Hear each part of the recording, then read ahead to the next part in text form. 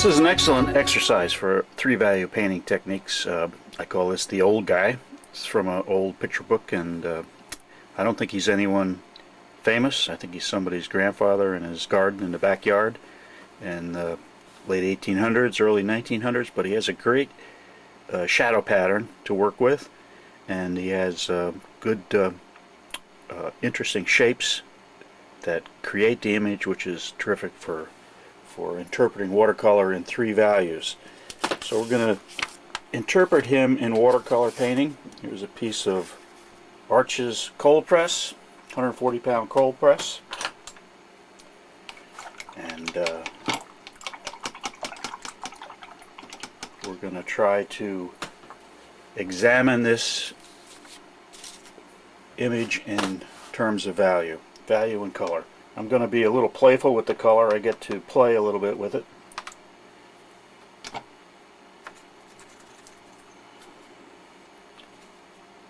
And I'm starting with ultramarine blue and burnt sienna, two of my favorite combinations. And we're going to start with the rim of his hat.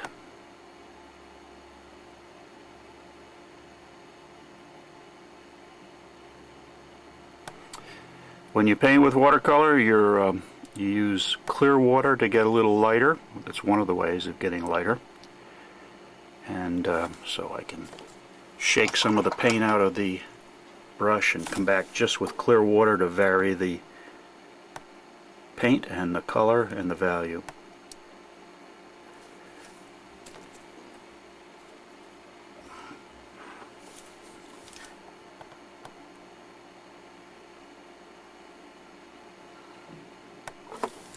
Now I'm using water to grade the wash a little bit, and I'm leaving the brim of the hat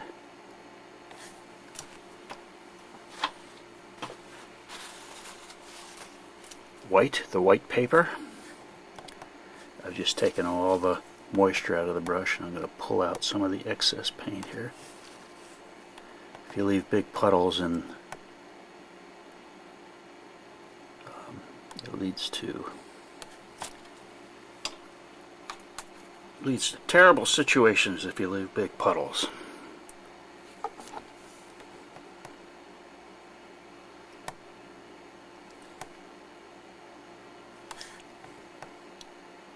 So the right side of his body is mainly in shadow, and since it's in shadow, I'm going to make it a color now.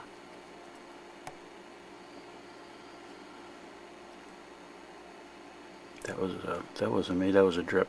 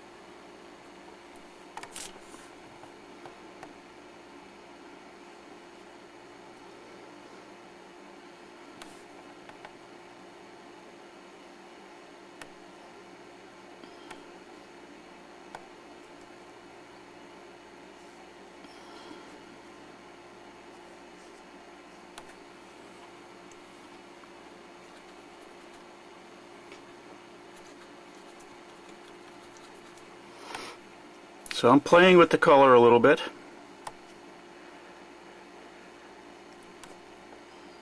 I'm going to probably make some mistakes here in terms of what I intended to do. I think I already have. That's why I'm saying that.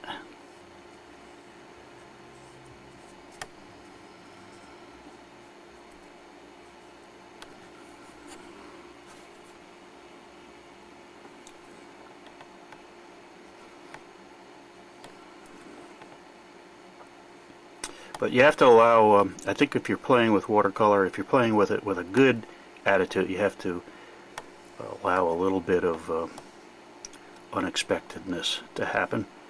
Mistakes, you might call those mistakes, but you work with them usually, or you do it again. Watercolors are quick enough so you can do multiples of them, where an oil painting might take a couple weeks or a month or a couple days, whatever. Watercolors you can do actually a number of them in a day. You can do 3 or 4 if you're really on a roll in one day. I often do many more than that, and I often do less as well. Depends on my mood. I'm thinking warm and cool, of changing the warm and cool of this underpainting as I go. Now we have a nice shadow that comes across on the grass here, and it comes over and it creates the edge of his shoe, like so. Actually, you can't see that from where I'm painting, and I'm going to move this up a little bit. So this is positive and negative painting, where I'm letting a shadow create one part of the form, and then on the bottom of that form I'm adding negative detail, and on the top I'm adding positive detail to indicate grass. Then there's a shadow between his legs that comes over and creates the edge of that form. There's another shadow that comes from him on the right in the grass and comes over and creates the edge of a plant on the right side. So one form creates the edge of the next form. That's the magic of painting. Here we have a looks like daylilies that have already blossomed. So I'm doing the shadow underneath them and indicating some of the feelings of the leaves, the daylily leaves, but where it reaches his pant leg, it creates the edge of the pant leg. So when I get to his pants, I'm concerned with his leg rather than the leaves. Use some dry brush. One of the great tools in watercolor painting is dry brush. Gives you a feeling of texture. And then the tops of the plant, and oh, I forgot one thing, but I'm gonna add that now, his cane. The tops of the plant create the edge, as a negative the tops of the daylilies. So I'm cutting in almost like a sculptor. I'm cutting into the shape, and then above it I'm creating a fence with leaves or ivy on it, and the top of his sleeve to here.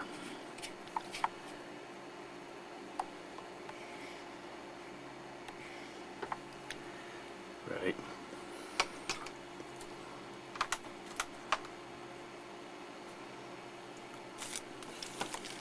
Here's a tree with dry brush too, a blue tree, which you often see actually these days.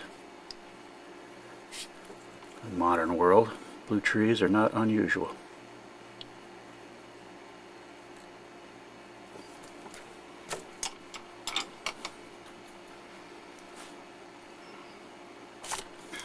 And there's indications of things in the background, a house, and the front of his hat is created by the foliage in the background, the purple foliage, which would be leaves